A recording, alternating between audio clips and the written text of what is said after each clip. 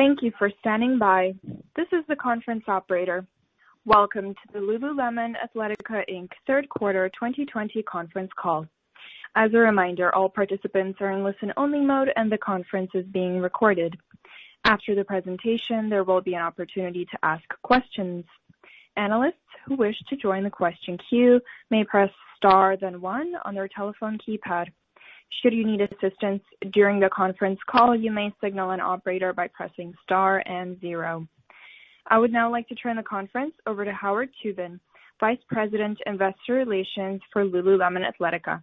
Please go ahead. Thank you and good afternoon. Welcome to Lululemon's third quarter earnings conference call. Joining me today to talk about our results are Calvin McDonald, CEO, Celeste Burgoyne, President of Americas and Global Guest Innovation, Megan Frank, CFO, and Alex Greaves, VP Controller. Before we get started, I'd like to take this opportunity to remind you that our remarks today will include forward-looking statements reflecting management's current forecast of certain aspects of Lululemon's future. These statements are based on current information which we have assessed, but which by its nature is dynamic and subject to rapid and even abrupt changes. Actual results may differ materially from those contained in or implied by these forward-looking statements due to risks and uncertainties associated with our business, including those we have disclosed in our most recent filings with the SEC, including our annual report on Form 10-K and our quarterly reports on Form 10-Q. Any forward-looking statements we make on this call are based on assumptions as of today, and we expressly disclaim any obligation or undertaking to update or revise any of these statements as a result of new information or future events. During this call, we will present both GAAP and non-GAAP financial measures.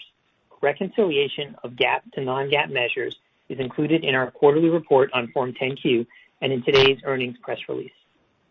In addition, the comparable sales and store productivity metrics given on today's call are on a constant dollar basis. The press release and accompanying quarterly report on Form 10-Q are available under the Investor section of our website, www.lululemon.com. Before we begin the call, I'd like to remind our investors to visit our investor site where you'll find a summary of our key financial and operating statistics for the third quarter, as well as our quarterly infographic.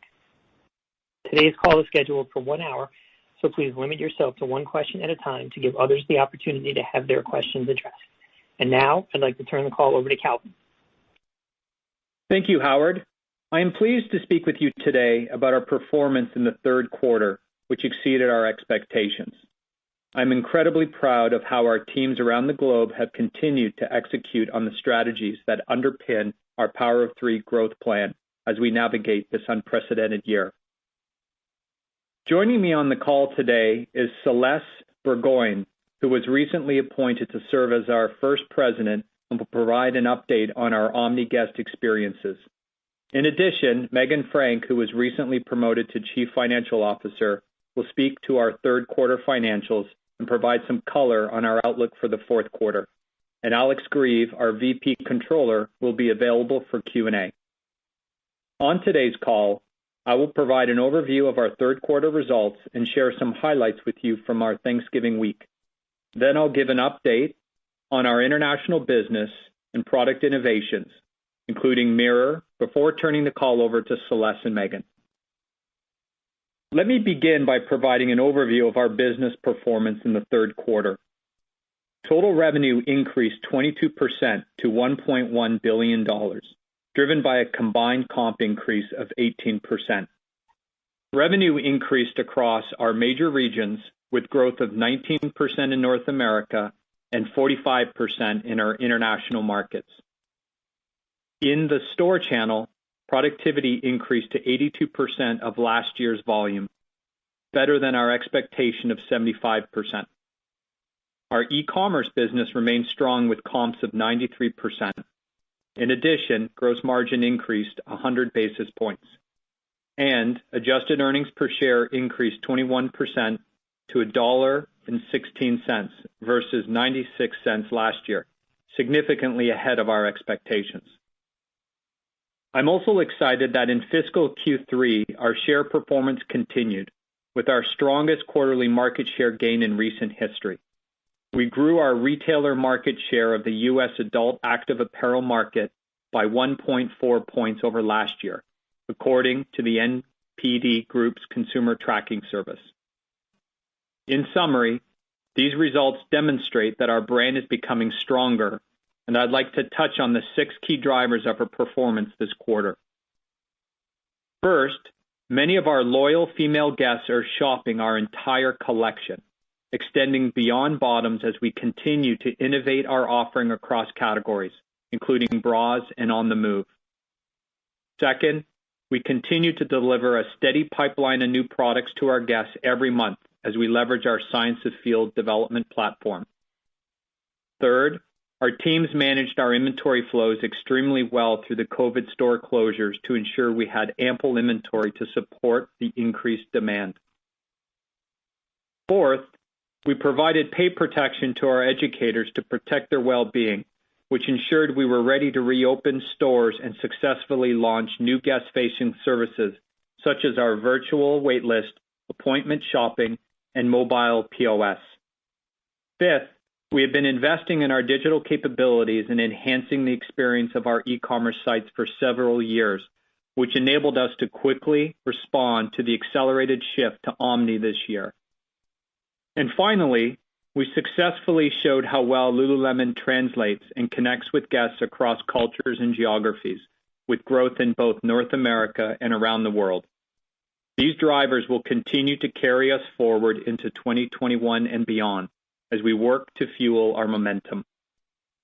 Before providing broad comments by category and channel, I wanted to also touch on our performance over the recent holiday. For the week that included Thanksgiving and Black Friday, we delivered a record-breaking performance in our e-commerce channel, which offset declines in store traffic. Response to our full-price offering was extremely good, with many of our classic franchise items such as the Align pant, the Define jacket, and the ABC jogger, as well as new franchises including Wonder Train and Invigorate, all performing well. And our markdown penetration was relatively in line with last year. There are several large volume weeks ahead for us in the fourth quarter, and we recognize that uncertainties remain due to COVID-19. As we have throughout the year, we continue to plan for multiple scenarios, yet the unknowns make forecasting the business more difficult. That being said, we are focused on the levers we control, such as pulling forward our holiday messaging and leveraging the key drivers I mentioned a few moments ago that led to our success in the third quarter. We are excited about how the holiday season has begun with continued demand for our product offerings, and we have confidence in our ability to execute during this period. Switching now to international, I'd like to start by mentioning that Andre Mastrini will join Lululemon in January to serve as our new EVP International. He will have responsibility for leading and driving growth in our international markets, including China and the broader APAC and EMEA regions.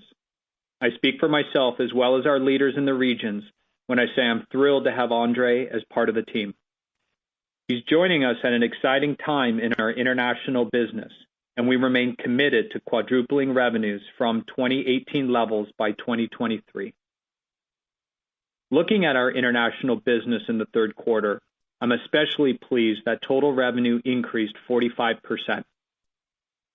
In APAC, business was strong across all major markets, and particularly in China, where total revenue increased by more than 100%. This was driven by the performance in both our store and e-commerce channels.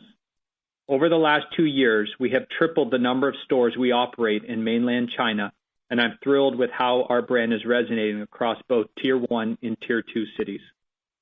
In Europe, guests continue to actively engage with us online as our store traffic remains below last year's level. E-commerce comps increased by nearly 160%, and for the second quarter in a row, these results more than offset declines in our store channel to drive positive revenue growth in the region. Shifting now to product innovation, we continue to leverage our Science of Feel platform to bring new technical merchandise to our guests. Since the early days of the pandemic, our guests have been demanding technical product that offers comfort and versatility as they spend more time working and sweating from home. Within women's, business was particularly strong as we saw a return to pre-COVID growth rates. In total, women's grew 22% with strength in both tops and bottoms. Within men's, total revenue grew 14%, which represents further improvement from the trends in Q1 and Q2. I'm excited that we're seeing strength in the bottoms category with our male guests returning to our fixed waistband styles, including ABC and Commission, while our joggers also continue to perform well. And within accessories, we will continue to lean into our strong performance with opportunities to grow our equipment offerings with new products. As an example, in the coming months, we will launch a 3D yoga mat, one of the first in the world designed with a textured surface to better enable body alignment during your practice. Looking forward, I'm thrilled with our pipeline of innovation. For the holidays, we are offering special edition product in many of our key franchises, and over the course of 2021, you'll see us scaling the science of feel to bring more technical innovations across our major categories. As I've said before, we are in the early stages of growth within our product innovation pillar, and we have ample ways to expand our key categories of run, train, yoga, and on the move. I'm also happy to share an update on Mirror. Since the acquisition 5 months ago, we have made steady progress on the integration, and we are pleased with the brand's performance in Q3 and with how the holiday season has begun. We continue to expect Mirror to generate in excess of $150 million in revenue in 2020. Over the course of the third quarter, we began to leverage the Lululemon ecosystem to raise awareness for Mirror. We launched a dedicated Mirror tab on our US Ecom site, including a hyperlink for guests to complete a purchase transaction, and we have included Mirror in our email marketing campaigns. Also in November, we created shop-in-shops in 18 of our U.S. locations to test and learn how to refine our in-store selling experience, and we plan to expand this to several hundred stores next year.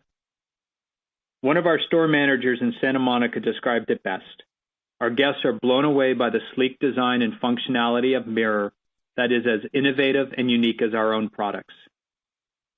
We are just at the beginning of our journey with Mirror, and we are thrilled with the current momentum and excited with what this can mean for next year and beyond. Before turning the call over to Celeste, I want to highlight the launch of our Impact Agenda in October. This is our first long-term strategy focused on how Lululemon will become a more sustainable and equitable business, minimize harm to the environment, and accelerate positive change both inside and outside of our company over time. To help us deliver on these commitments, Stacia Jones joined Lululemon this quarter and will lead our work related to inclusion, diversity, equity, and action, what we call IDEA. Stacia has extensive experience in this area, including having served in the role of Chief Diversity and Inclusion Officer. I look forward to sharing with you our progress on the Impact Agenda and IDEA commitments going forward. Let me now turn it over to Celeste to speak to our Omni Guest Experience pillar. Our approach toward guest engagement and our ability to deliver unique experiences across both physical and digital environments is a key competitive advantage for Lululemon. Celeste? Thank you, Calvin. I'm pleased to be on the call today to speak to our Omni Guest Experience pillar and to share some details on our third quarter performance, both in our store and our e-commerce channels. Over the past several years, we have shifted our organization to be focused on the Omni Guest Experience rather than focusing on specific channels. This served us very well in the COVID-19 environment. We know that guest behavior is dynamic, and our goal is to create opportunities in both the physical and the digital worlds that offer compelling experiences. We have leveraged our channels, put the guest at the center of all we do, and have enhanced the ways we engage with our guests, whether via a transaction, a personal development session, community connection, or on the Mirror platform. Looking at our store channel, we are bullish on stores as physical retail remains an important part of the Lululemon growth story. We continue to be focused on and invest in our in-store experience. Our stores are hubs in our local communities, creating a space for engagement among our guests, educators, and ambassadors, and allowing us to educate and storytell our product in a powerful way. In addition, we leverage our stores to facilitate our omni capabilities, including BOPUS and ship from store, and they continue to be an important vehicle for new guest acquisition.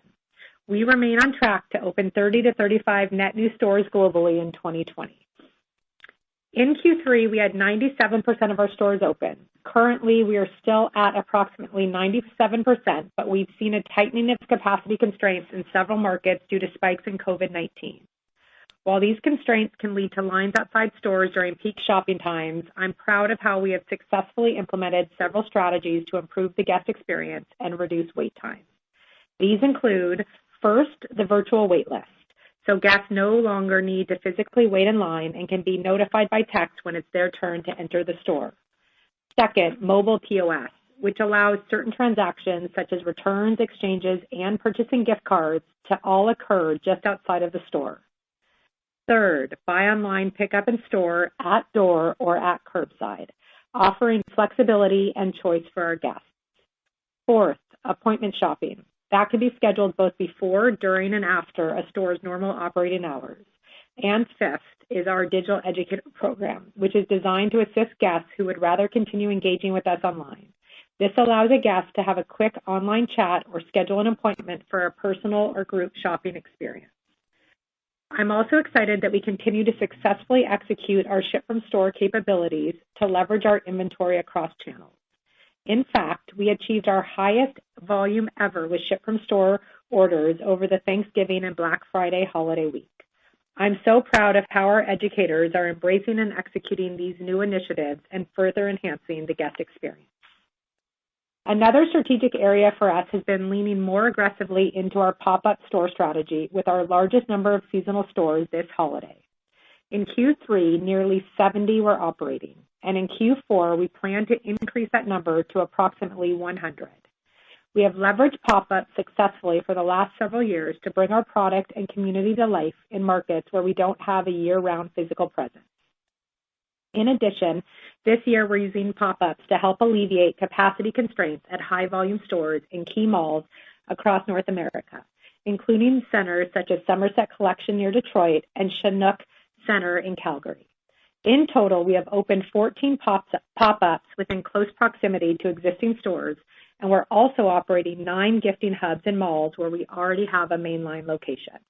These temporary locations not only help support an improved guest experience, but they also attract new guests into the brand. Switching now to e-commerce. As Calvin mentioned, sales trends remain robust with total digital comps up 93% in Q3, driven by a healthy mix of new and existing guests. Even with stores being open for a majority of the quarter, we continue to see historically retail-only guests now shopping with us online. In the spring, as we recognize the dramatic behavior shift towards e-commerce, we layered on additional investments in IT infrastructure, fulfillment capabilities, and our guest education center, all to ensure we were ready for a spike in traffic over the holiday season. And I'm thrilled that we are seeing these investments paying off. Throughout Q3, we continued to see both traffic and conversion remain strong, even as the majority of our stores were open throughout the quarter. The enhancements we're delivering to our guests include increased and improved storytelling and product education, more predictive search, and a more seamless checkout. In addition, we recently partnered with Afterpay in North America, which is now live on our site, and we have enabled direct checkout functionality on Instagram and Facebook. These features offer our guests new methods to engage and transact with us, while also helping us acquire new guests. Before handing it over to Megan to take you through our financials, let me give you a quick update on our membership program.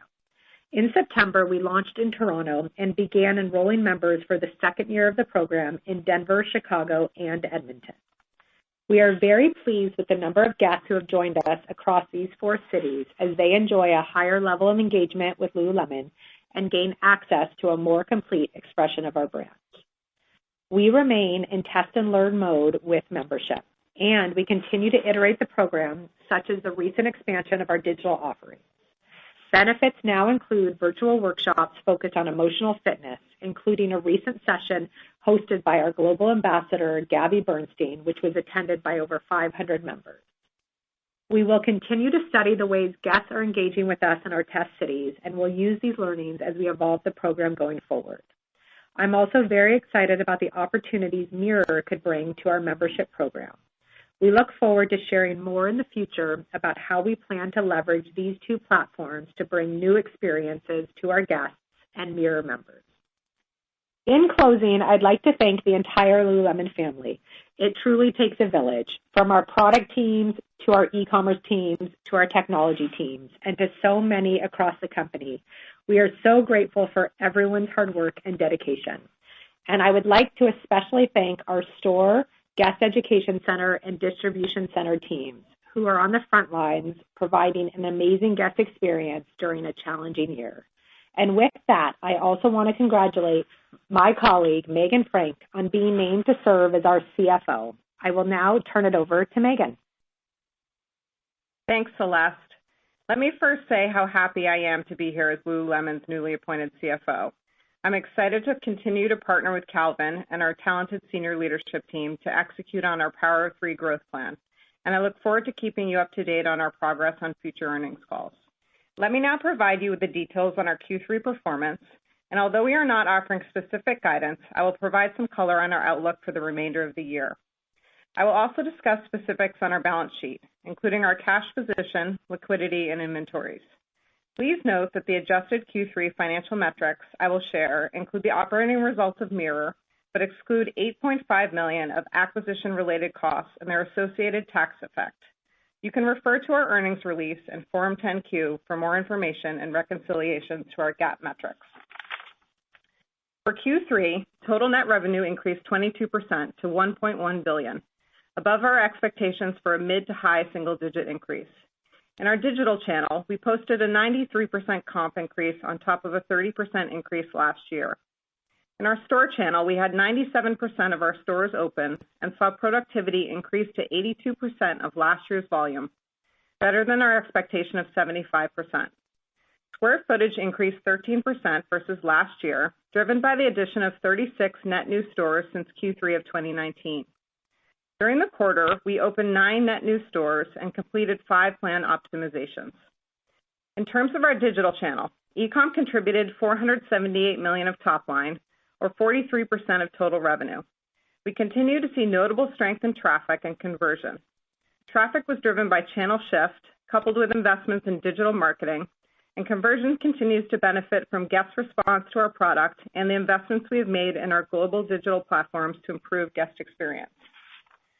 Gross profit for the third quarter was $627 million, or 56.1% of net revenue, compared to 55.1% of net revenue in Q3 2019. The gross margin increase of 100 basis points was driven by 170 basis points of leverage on occupancy and depreciation, and 10 basis points of favorability in foreign exchange. This was partially offset by 80 basis points of deleverage in product margin, primarily due to higher air freight costs related to COVID-19 and higher markdowns. Moving to SG&A. Our approach in the current environment has been to protect against downside while also ensuring we continue to invest in our long-term growth opportunities. SG&A expenses were $412 million, or 36.8% of net revenue, compared to 35.9% of net revenue in Q3 2019. The deleverage in the quarter resulted predominantly from marketing investment associated with Mirror, partially offset by leverage on higher than expected sales. Adjusted operating income for the quarter was $213 million, or 19.1% of net revenue, compared to 19.2% of net revenue in Q3 2019. Adjusted tax expense for the quarter was $62 million, or 28.9% of pre-tax earnings, compared to an effective tax rate of 29.1% a year ago.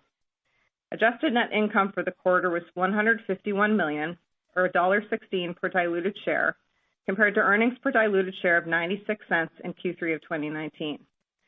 Capital expenditures were $66 million for the quarter, compared to $78 million in the third quarter last year. Q3 spend relates primarily to digital channel and analytics capabilities, supply chain investment, technology spend to support our business growth, and store capital for new locations, relocations, and renovations. Turning to our balance sheet highlights. We ended the quarter with nearly $1.2 billion of total liquidity. We had $482 million of cash and cash equivalents and $700 million of available capacity under our committed revolving credit facilities.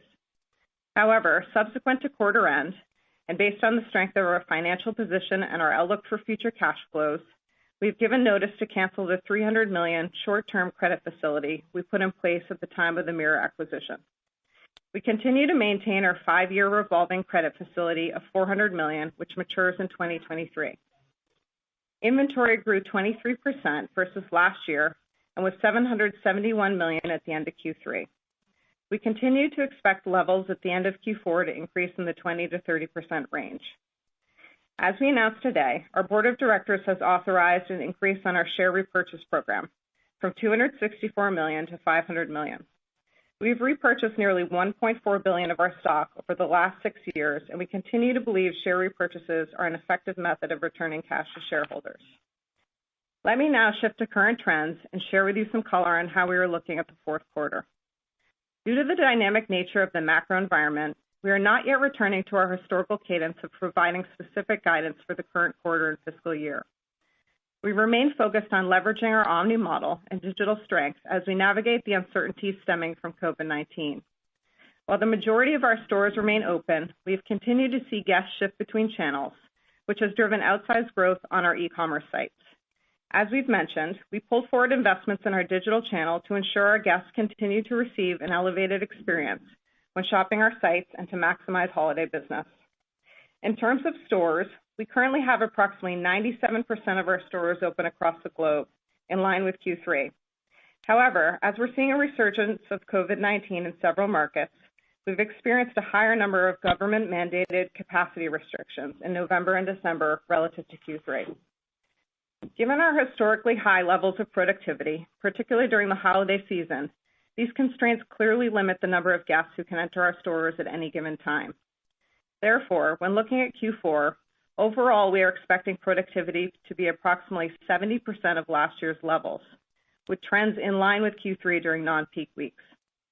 When looking at new store openings for 2020, we remain on track to open 30 to 35 net new stores, with 24 net new stores open through the end of Q3. These openings will contribute to a low double-digit increase in square footage for the year. In addition, we continue to execute on our seasonal store strategy, with nearly 70 seasonal stores operating in Q3 and plans to operate approximately 100 in Q4. Looking at Q4 specifically, we expect total sales to increase in the mid to high teens. This is above our prior expectation of a high single to low double-digit increase, and assumes e-commerce growth remains strong, but likely moderates modestly from levels we saw in Q3. This also assumes the majority of our stores remain open throughout the fourth quarter. When looking at Mirror, we continue to expect revenue for the full year 2020 to be in excess of $150 million, with strong results during Thanksgiving week. We're excited with the momentum we're seeing in this business, particularly the growing community of people sweating with Mirror, which contributes to increased brand awareness and strong long-term financial returns. In terms of gross margin, we continue to believe it will be flat to up modestly versus last year in Q4. When looking at SG&A, we continue to expect deleverage in Q4 as store traffic remains below last year's levels, and we continue to invest in marketing for Mirror to take advantage of current trends towards sweating from home to drive the long-term value of this business. Given the seasonality of this investment, we expect the deleverage in Q4 to exceed what we experienced in Q3. With regard to Q4 earnings per share, compared to a year ago, the growth rate in adjusted EPS is now expected to increase in the mid-single digit range, up from our prior expectation for a modest decline. This includes operating results from Mirror, but excludes acquisition and integration related costs. In terms of capital spending, we now expect CapEx for 2020 to come in somewhat below last year's level. Before handing it back to Calvin, I'd like to reiterate that we believe we are well positioned from an omni perspective for the high volume weeks that remain ahead of us this holiday season. We're excited with the performance we saw over Thanksgiving week, but acknowledge the environment remains uncertain, particularly given COVID-19 related capacity constraints. We have planned for multiple scenarios and will continue to be agile as we serve our guests where and when they want to shop. I'd also like to thank our teams for their dedication and hard work and for enabling these results we reported today. And now back to Calvin for some closing remarks. Thanks, Megan. Before we take your questions, I also wanted to mention that this quarter we were pleased to welcome Courtney Gibson to our board of directors. Courtney is president of Loop Capital Markets, one of the largest privately held investment banking, brokerage, and advisory firms headquartered in the United States. She brings a wealth of consumer and market insights to Lululemon, and I look forward to her counsel. Let me close by reiterating that we are positioned well for the big volume days during the holiday season. Since the early days of COVID-19, our management team has been preparing for multiple possible scenarios, and we are ready to serve our guests where and when they want to connect with us. In our store channel, we will leverage our seasonal stores, virtual wait lists, mobile point of sale, and appointment shopping to ease capacity constraints and continue to protect the safety of our store teams. And in e-commerce, our investments are paying off as our sites have demonstrated the ability to more than handle the anticipated spike in volume. In closing, I want to once again thank our teams around the world for continuing to be there for our guests and for one another. Their resilience, tenacity, and creativity throughout 2020 have been a continued source of inspiration for me and our entire leadership team. This sets us up well for the coming months and quarters ahead. And with that, we'll be happy to take your questions. Operator? Thank you. We will now begin the question and answer session. Analysts who wish to join the question queue may press star then one on their telephone keypad. You will hear a tone acknowledging your request. If you are using a speakerphone, please pick up your handset before pressing any keys. To withdraw your question, please press star then two. We will pause for a moment as callers join the queue. The first question comes from Mark Altschwager with Baird. Please go ahead. Good afternoon. Thanks for taking my question, and congrats on the strong results here. Really nice to see the digital momentum. Was hoping you could talk about e-commerce capacity in Q4 and really your ability to sustain the type of growth rates you've been seeing given the much higher sales base in the fourth quarter. And then separately, just wanted to touch on men's. I think the growth rate there has lagged the overall company year to date. Was hoping you could dig into the drivers there a bit more. Is it a function of just the work from home and lower demand for some of the core products like ABC, or just any other high-level learnings there, and how you see the men's business potentially re-accelerating from here? Thank you. Great. Thanks, Mark. It's Megan. I'll take the e-com capacity and then hand it over to Calvin for men's.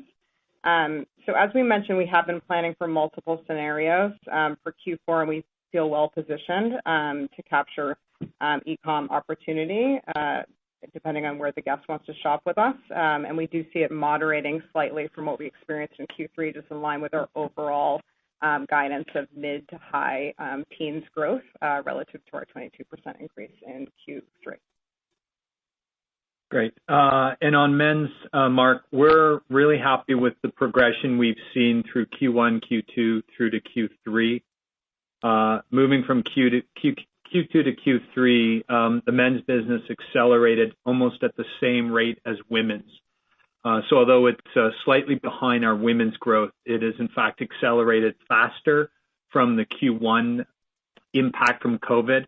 And it's predominantly driven by he just wasn't shopping to the same degree out of the gate as she was, and that's in the market. We continue to put on share with our men's business. We've seen him respond well to strengthen our shorts, our sweats, and our hoodies, and we have seen in Q3 our fixed waistband pant business getting much stronger. So I'm very pleased with the acceleration of the men's business, his response to the product, and see no concern, and we remain committed to our power of three, doubling our men's business by 23. That's great. Thank you. And maybe, Calvin, just a quick bigger picture one, just thinking ahead to next year. Vaccine is on the way, but probably sometime before we return to normal buying patterns.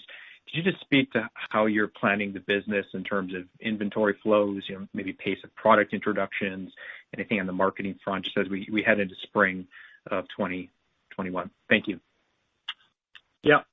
In terms of as we look through multiple scenarios into next year, we talked early about our inventory position coming out of Q1 and where we are coming out of Q3, and we continue to feel very good about our position, up 23%, down from 41 in Q1. We have the product to satisfy the demand, and our product's predominantly core, less seasonal, So we're well positioned, and we've continued to lean in to make sure that we have the product to satisfy the demand. Our newness and innovation pipelines remain healthy, very strong, and we haven't pulled back on any of those, and that will continue to hit and flow. So we feel very good, and we're excited about the opportunity with new guests entering this category. The new guests that we've acquired through 2020 continue to build upon that and look for ways to amplify the brand. So again, not knowing the next few months, we feel very good about our position, the flow of product, our guest engagement, our ability to continue to fuel the business and growth forward. That's great. Best of luck, and congrats, Megan, on the new role. Thank you. The next question comes from Erinn Murphy with Piper Sandler. Please go ahead. Great. Thanks. Good afternoon. I guess first, just a clarification for Megan on the productivity in the fourth quarter stepping down to 70% in store. What is all being taken account to here? Is it just what you're seeing currently or just your anticipation of further capacity constraints to come? And then, Calvin, as we just think about the product roadmap into next year, any update on footwear and any other kind of key product innovation things we should be mindful of? Thank you. Thanks, Erin. I'll start on productivity. So we did see average productivity in our stores in Q3 at 82%, which was higher than our expectation of 75%.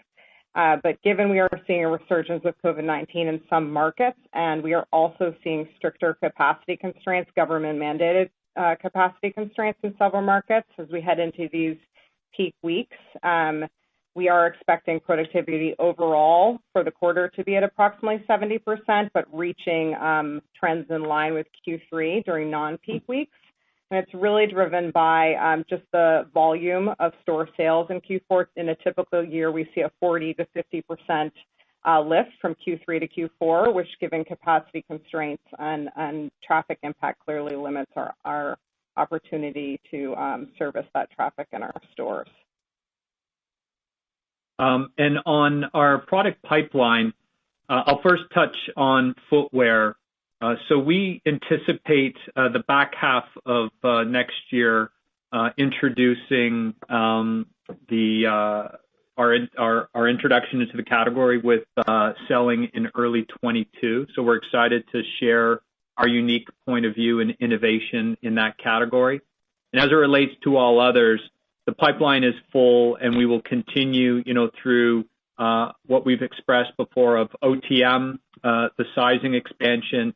But as we continue to invest in our activity base, be it run, train, or yoga, across the categories, there's a number of innovations that we'll introduce throughout the year that will continue to fuel growth in the business. Great. Thank you all. Thanks, Erin. The next question comes from Lorraine Hutchinson with Bank of America. Please go ahead. Thanks. Good afternoon. I wanted to follow up on your comments around the air freight pressure in 3Q. Do you expect this to persist? And then can you also comment on the availability of air freight capacity, just to make sure that you can land enough inventory to meet holiday demands and then into the early spring? Yeah, sure. Hi, Lorraine. It's Megan. So we have seen higher air costs, market rates, but generally sufficient availability. We do expect that we'll continue to have some air freight rate pressure in Q4, and that is reflected in the guidance that we provided of a modest increase in Q4. Have you found enough capacity to meet demand? I'm sorry? I think I missed the second part of that question. Can you repeat that? Sure. Have you been able to find enough capacity to meet demand for the holiday and then into the early spring launches? Yes. We don't have any capacity limitations at this point. Great. Thank you. The next question comes from Matt McClintock with Raymond James. Please go ahead. Hi, everyone, and congrats both Celeste and Megan and even Courtney. I guess there is some good news in 2020. The question I have, actually, Calvin, and it's a little bit different angle than what Mark went with, but your women's business still seems to be growing pretty exceptionally. And there's a lot of people out there that think that you're ultimately going to need men's to grow fast at some point, but your women's business has proven that it can consistently grow faster than anyone's ever thought for years. So you actually put up a nice slide back at that investor day a couple of years ago, and talking about TAM, total addressable market. So how have your thoughts on the total addressable market changed or evolved now that we're in a COVID world or a post-COVID world? That's my first question. Thanks. Great. Thanks, Matt.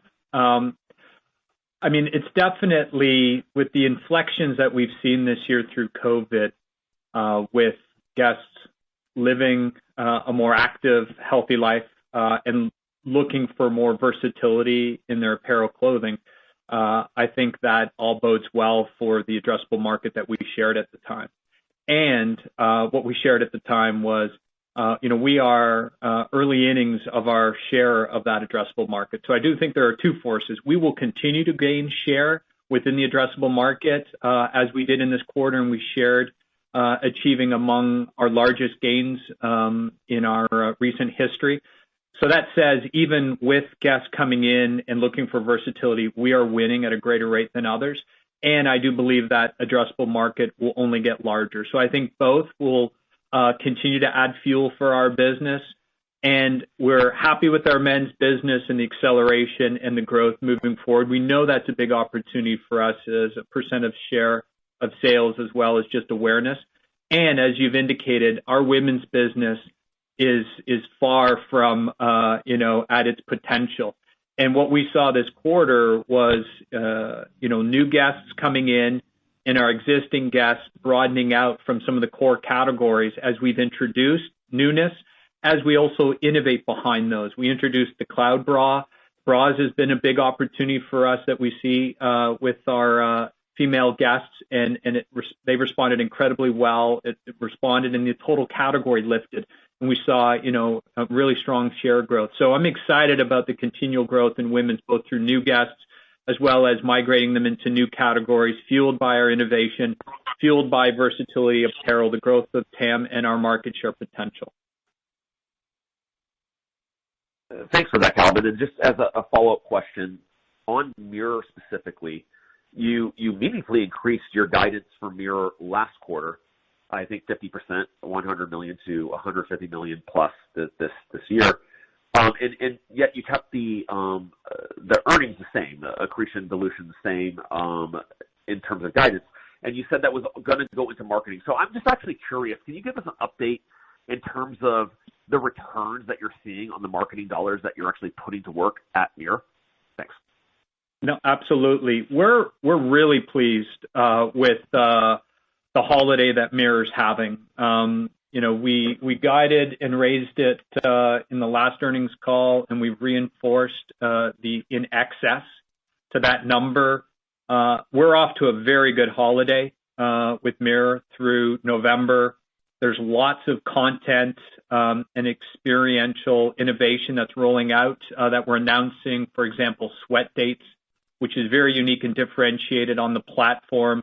We've only started rolling it out within the Lululemon network. We have 18 stores today that we're learning and is becoming a great beacon and brand building opportunity, and rolling it into other Lululemon channels, with plans next year of going to hundreds of stores, continuing to build upon the platform. And there are some big weeks ahead. So I like our position. I like where we are in the quarter. And there's very solid momentum behind it. And we bet with the team on inventory numbers that allow us to have units. So we're in a good stock position with 2-week SLAs. So I'm encouraged, and there are some big weeks ahead with some uncertainty. But all indication is very positive with guest response and the momentum that's fueling and building behind Mirror. Thanks for that a lot. I actually look forward to wearing my Lululemon shoes that Aaron Murphy talked about with my Mirror. Thanks. Great. The next question comes from Paul Lejuez with Citi. Please go ahead. Thanks, guys. Curious, you mentioned stores operating at around down 18%. I just want to make sure I understand if that number is being hurt more by weaker traffic or not being able to handle the traffic that is showing up, just given the smaller store size. And I think, maybe related to that, you've got these pop-up stores. I just want to make sure I understand the accounting of those sales. Is that getting included in comps if they are near to an existing store, and just how does that tie in to the spread that we see between comps and total sales as we look to 4Q? Thanks. Great. Thanks, Paul. So I would say in terms of store traffic, there are lower industry trends, and I think generally speaking, more traffic is shifting to e-com. I think that said, we do have capacity constraints, and that's impacting also our ability to put traffic through our stores. As you mentioned, we are opening approximately 100 seasonal locations that will have an operation through Q4. Those do not show up in our comp sales. They will show up on our other channel. And as you mentioned, some of those are within markets and centers where we have existing locations so that we can capitalize on that traffic flow through Q4.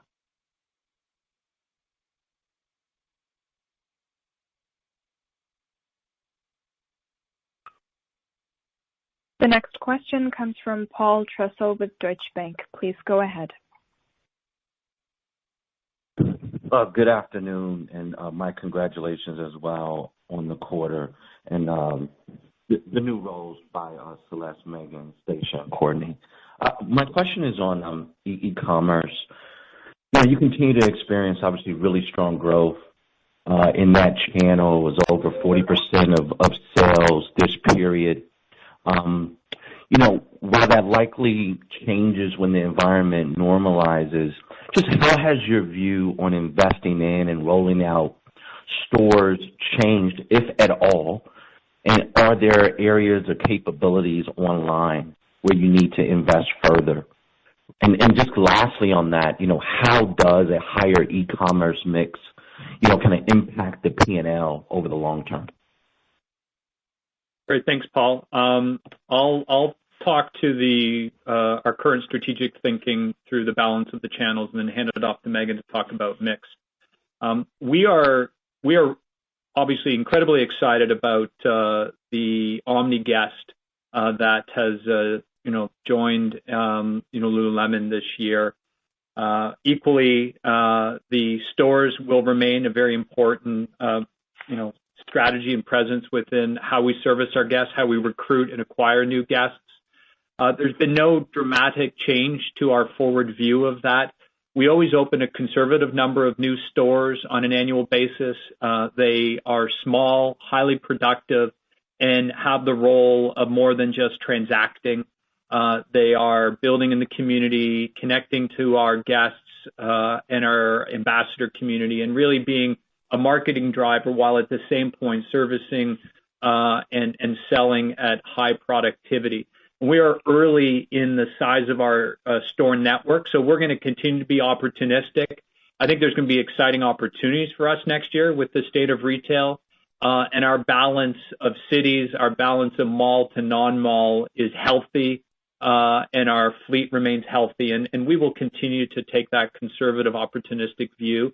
And then with digital, we did a lot of innovation this year that the team will just build upon. You can go to the site today. You can interact with one of our incredible store educators live on demand through video. You can schedule a concierge, not to mention the traditional omni connectivity of buying online, picking up in store. So we're going to continue to invest in that digital connection of the ecosystem, both on how the guests transact, but also bring to our digital the human connection that is so unique within our store environment. So we're excited about our innovation and continue to feel the success in both channels, both which play a key critical role in our omni strategy. And Megan, if you want to chat about mix. Yep. So in terms of ecom penetration impact on operating margin, we do, as you noted, see a higher operating margin in that channel. However, stores which have historically been approximately 70% of our mix, have seen declining traffic and revenue, so that's contributed to some deleverage and impacted the overall profitability in the near term. As we look into the future, we do aim to manage the business on an omni basis and remain committed to our Power of Three growth plan, which includes operating margin slightly above revenue growth over the long term. And as we mentioned, we've been planning into multiple scenarios, and that channel penetration dynamic is an important piece of that. Thank you for that color. You mentioned the loyalty program earlier. Can you just provide any additional details on spend per shopper enrolled in the program versus others? Any further color on rollout plans to additional cities and just any tweaks or changes you've made to the program of late? Yeah, thanks, Matt. It's Celeste. I'll take that question. So obviously, as I mentioned, we're operating currently in 4 cities across North America with our membership program, and we are really pleased with not only the number of guests, but also the engagement of guests. So we are not going to talk about any specifics on spend or any of that stuff, but really happy overall with their engagement. We did have a really great event in October. We had Gabby Bernstein, one of our global ambassadors, who led an hour-long wellness and mental well-being session. We had over 500 members from across those 4 cities join. So just an example of how we're really leveraging this program, and our guests are really enjoying participating and connecting with us across our entire ecosystem and really through the entire Sweat Life. We're really using these markets in these cities to continue to test and iterate. Obviously, a pivot to digital during this current environment has been a huge area of pivot, but one of the things that we're really excited about is also the opportunity that Mirror can bring to our membership program. So we'll have more to share on that in the future, but definitely the teams are hard at work ensuring that we really create and continue to iterate this program. Thanks. Best of luck. Thank you. The next question comes from Matthew Boss with JP Morgan. Please go ahead. Great, thanks, and congrats on another nice quarter. Thank you. So, Calvin, could you elaborate on comp trends that you've seen since the close of the third quarter? Black Friday, I think you said record week, sounds great. Have you seen overall comps accelerate relative to high teens performance in the third quarter? And has store performance to date exceeded the embedded 70% full quarter forecast? Hi, Matt. It's Megan. I'll take that. So we were pleased with the performance we saw during Thanksgiving week, and we did intentionally pull forward some seasonal activity, just given the capacity constraints as we move further into the quarter. And we remain, comfortable with the level of guidance we gave for Q4. That said, there is some uncertainty ahead of us, both with the virus and impact on store closures, as well as store trends and guest behavior. So that's why our outlook for the balance of the quarter is a little lower than what we've seen to date. Okay, great. And then just maybe for SG&A, on the accelerated e-commerce investments that I believe are tied to the higher digital penetration that you're seeing, is this spending is this basically incremental dollars relative to the 5-year plan laid out at your Analyst Day? Or should we think about this as more of a pull forward of some of the multi-year expenses and investments that were already pre-planned within that 5-year plan? I would think about it as more of a pull forward. And as I mentioned, we look to manage the business from an omni perspective, and as e-com has accelerated, we've also somewhat pulled back on store openings, and so we'll look to balance our portfolio over the longer term as well. Okay, that's great color. Best of luck. The next question comes from Michael Binetti with Credit Suisse. Please go ahead. Hey guys, let me add my congrats on a nice quarter. Maybe I'll just dovetail off Matt's question. Could you talk about how the SG&A in the fourth quarter, maybe what the bookends at the different range of the scenarios you planned were? What are some of the big swing factors between the high end and the low end of the scenarios you're thinking about in the quarter? And then I guess looking out to next year, Calvin, how would you stratify, I guess with, what you've learned this year and how your customers changed, how would you stratify what you think are the incremental growth drivers to lean into and I guess, referencing Matt's question, as you think about investing coming off this, given that the growth next year pivots back to stores, that's where you have the majority of your fixed cost and leverage. Is there a scenario where the SG&A could grow faster than revenues next year to get back on track to that 5-year plan? So I'll take the first part of your question. So in terms of SG&A, we're not providing specific guidance for Q4, but as I mentioned, we do expect Q4 to deleverage slightly more than what we experienced in Q3, and we do plan to we do plan the business prudently and manage costs effectively as we move through the fourth quarter. That really is driven by two pieces, that deleverage. So the first would be due to this pressure on store traffic remaining below last year's levels and the impact that has on the P&L. And the second piece would be our investment in Mirror. So as we mentioned, we see Mirror as being modestly dilutive to earnings in 2020. The majority of that dilution will impact Q3 and Q4, given the seasonality of the business and the investment that we've been discussing in terms of marketing to capture new guests, with the benefit really coming over the long term in that business. And I'll just add, in terms of the multiple scenarios we've looked at, there are a number of growth drivers that we anticipate will continue and accelerate from 20 into 21. As I mentioned, we're excited about the growth in women's, the growth coming from not just a strong bottoms business, but an acceleration in the additional adjacent categories. And those categories are ones in which the team has been working on newness and innovation for the past few years, in bras, in tops, for example, in OTM. And next year, the innovation and the addition into those categories continues as we also continue to launch newness into our bottoms business. So I see a continual growth in the women's business. Men's is showing the pace in which it's reaccelerating, and I anticipate next year that it will be back at its momentum coming into 20 as we resume to some degree of normalcy. The international business, incredibly strong. We've learned so much this year about the power of e-commerce, and I think that will continue to allow us to drive our omni initiatives across many markets into next year. And I'll just end with guest. We've acquired a number of exciting guests through COVID this year. One that came to us through e-commerce and haven't shopped our physical store because of a variety of constraints, and the ability to migrate them into the store and have them become an omni guest.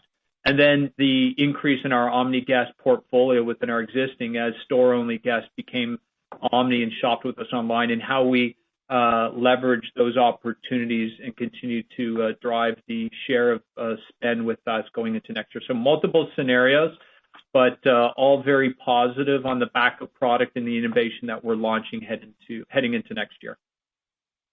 Thanks for all the detail, guys. Thank you. Operator, we'll take one more question. Certainly.